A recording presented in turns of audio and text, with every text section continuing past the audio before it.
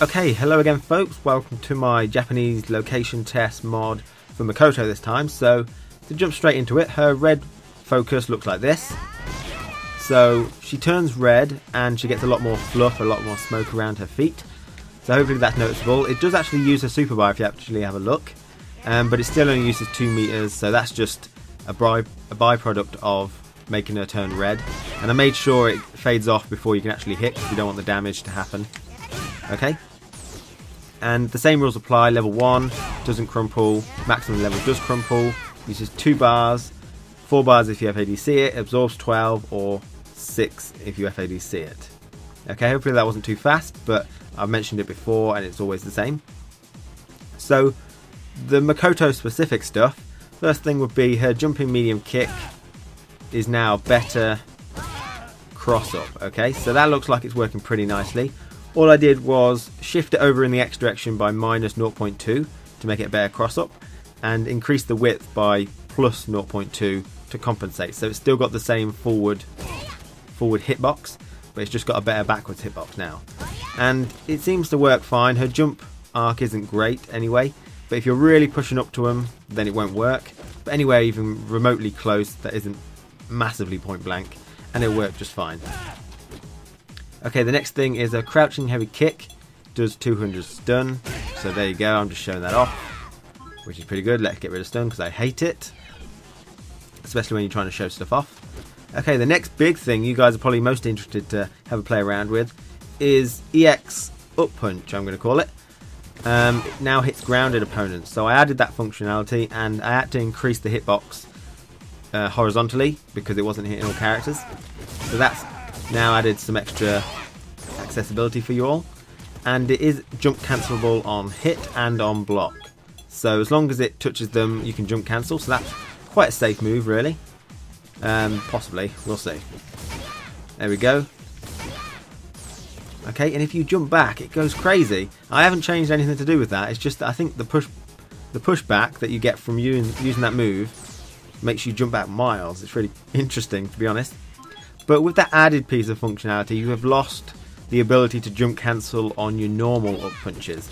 So all these variations can no longer jump cancel on hit anymore. So the combo of this, yeah, let's just get rid of that because we don't need to see any more attack damage. The combo of an up one of those is no longer possible. Okay, and you can't go into an EX up punch from that because it doesn't connect. So I think it tries to move forward, it doesn't actually come out as fast as that. Okay, so you lost that bit of functionality, and that might come into play in other areas as well.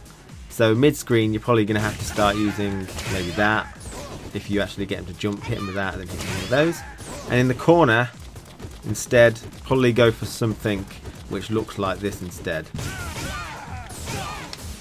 Okay, that does nice damage though, so if you get him with a nice jump in...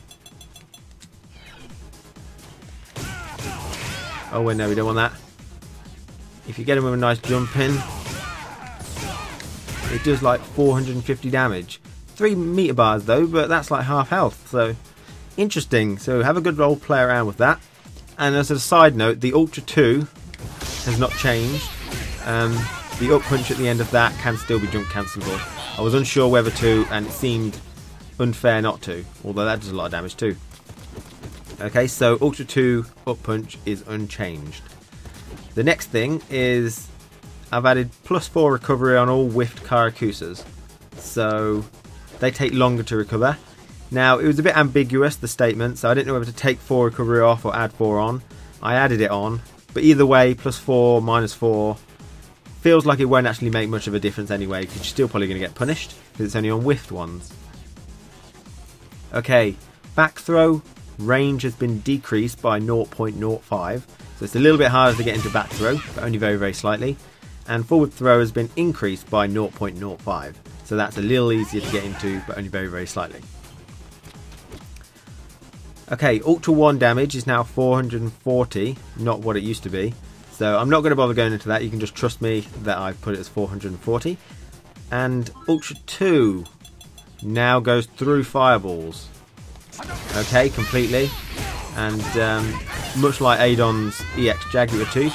And I think maybe, I'm not sure if Vega's Ultra 1 goes through Fireballs, but whatever. This Ultra 2 now goes through Fireballs, which seems like it should, because that's kind of what it's for. So Gokun, Juri, and maybe Akuma now can no longer protect themselves with air Fireballs all the time against Makoto with Ultra 2. And the last thing is, Standing Heavy Punch Hayate Cancel is now +5 versus Crouchers.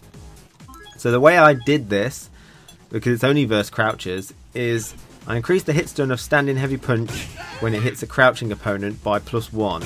Now I don't know if that's the actual way to do it, because that means any Standing Heavy Punch is going to be an extra +1 hit stun if they're crouching. I don't know, but now it means that you can hopefully go into some more. Now I'm not very good at this, so let's see. Hey, first time, but I'm pretty sure that was a combo which was already possible. so I'm pretty sure I've increased the hit stun. You guys will hopefully tell me.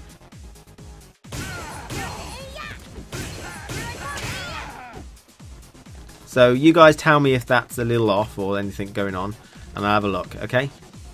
Because I really can't remember if anything should be possible from that, but you tell me, okay?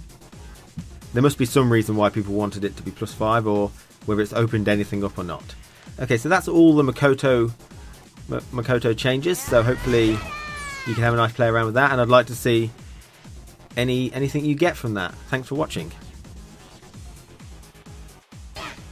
So when you want to install my mod, you need to download the mod in the download link in the video, and then extract the file. You'll have your character name changes, so a nice readme to let you know what I've changed and how I changed it, and installation instructions if you don't want to listen to me.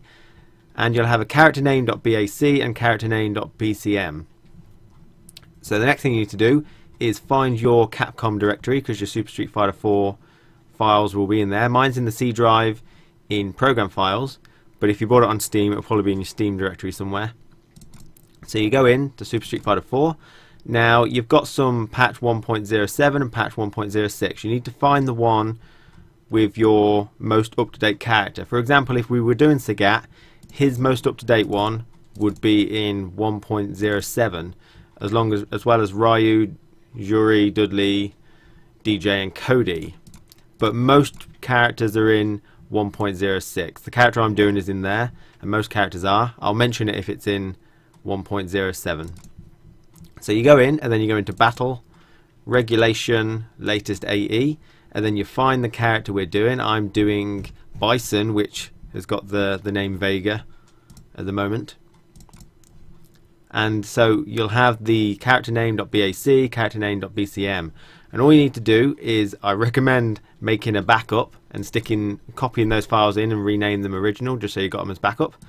And then you just copy over my ones into there, and that'll allow you to play as my modded version in arcade mode, training mode, and versus mode.